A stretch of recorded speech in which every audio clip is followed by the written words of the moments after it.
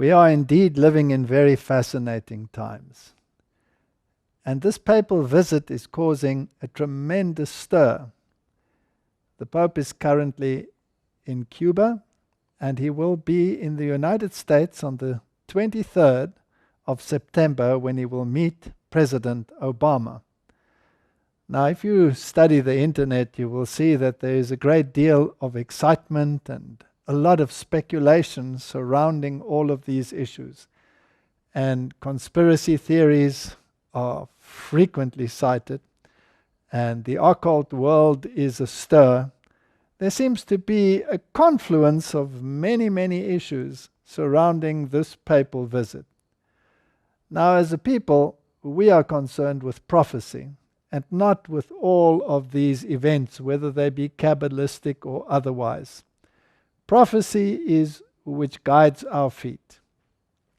And if we study prophecy, we know what the prophecies say, that the papal system will again receive the power that it had in the Middle Ages, that the whole world would wander after the system, in other words, receive its mindset.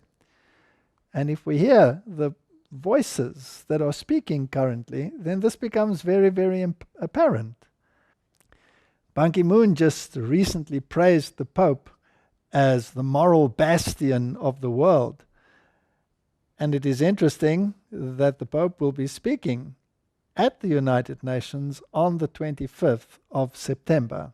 And let's have a look at what the outside world is saying. What are the theories that are abounding? There's, of course, much ado about the 22nd and the 23rd being Yom Kippur, depending on which time zone you are in this world.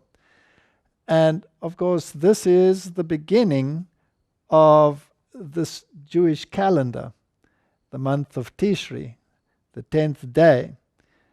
And there are many, many theories around Shmitas and around Jubilees that are circulating at this very moment. The occult world, fascinatingly enough, also calculates the 23rd and the 24th as to be very, very essential in their occult calendar.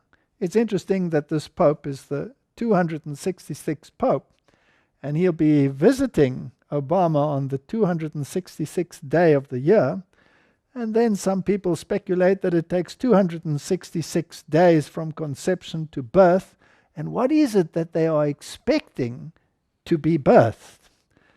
And the Foreign Minister of France on May the 14th, 2014, announced that we're on the edge of a climactic abyss and that there were only 500 days left to avoid climate chaos.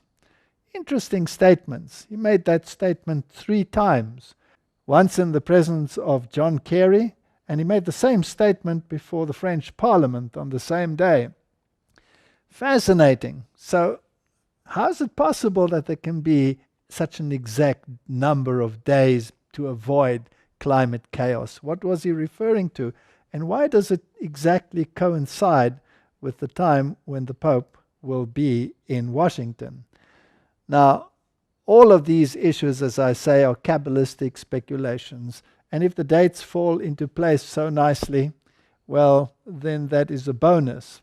But we are not interested actually in all these events and all these speculations. Prophecy is what guides our feet. The word is a lamp unto our feet and a light unto our path. And the word tells us what the events will be. The mark of the beast will be implemented at some stage. The world will be following the dictates of the Roman system. And these are the issues that we must be watching for. Now, it's interesting that while the Pope was in Cuba, he met Fidel Castro, and the Castros, of course, are reigning. Both of them baptized Catholics, trained and raised by Jesuits in Jesuit schools. And they have always been close to the papacy.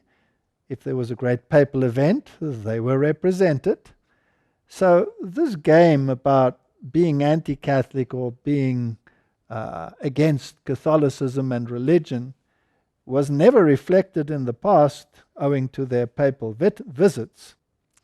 The message that Pope Francis had for Cuba was one of reconciliation, bringing ideologies together, having created the gateway for peace between Cuba and the United States. This was a time to celebrate the unity, the confluence of the Hegelian dialectic, the fusion of minds. Now, it's also interesting that in the occult world, September the 23rd, September the 24th is considered the time when Osiris will be manifested. And if we look at those issues, we can come to some interesting conclusions. He will be meeting Obama in the White House on the 23rd of September. And as we have studied, the White House gets its name from Andrew White, the Jesuit who dedicated Maryland to the Immaculate Conception. And that is why the Immaculate Conception is on the agenda of the papal visit. He will be visiting the shrines of the Immaculate Conception, and he will be holding special meetings in these places. Whatever is said or not said in the White House is irrelevant. The date is interesting, the 23rd, which still covers Yom Kippur. The following day, he will be addressing Congress, the first pope in human history to address both houses in Congress. Now, the Capitol is actually a temple. And if we consider that the Pope considers himself to be divine, as a reincarnation, as it were, of the deity, Osiris, then Osiris will actually be manifesting himself in the form of the Pope in that temple. What he will say, no one knows. It's open to speculation. One thing is for sure, though. When Ratzinger visited the German parliament, he stated that the fact that he was speaking there was an acknowledgement of his moral authority. Now, it's interesting that Ban Ki-moon made so many statements about the moral stature of the Pope. Will he be addressing them in terms of climate change or other issues? Many people are speculating about Sunday legislation. I don't think those will be the issues. Just the mere acknowledgement of his moral authority in addressing this illustrious body is sufficient signal to the world. The world will take note. Obama has already opined that the encyclical that the Pope had released on climate change was to be a guideline for future action. That is why the next visit at the United Nations is equally important, having produced the encyclical, which, by the way, does state that Sunday is to be pivotal in this climate issue, as well as the Eucharist. How exactly that theologically combines with climate change is still a mystery. Nevertheless, he put them together. He probably will be addressing climate change at the United Nations, but climate change is just a means of creating something greater, a new world order where all people come together with one mindset.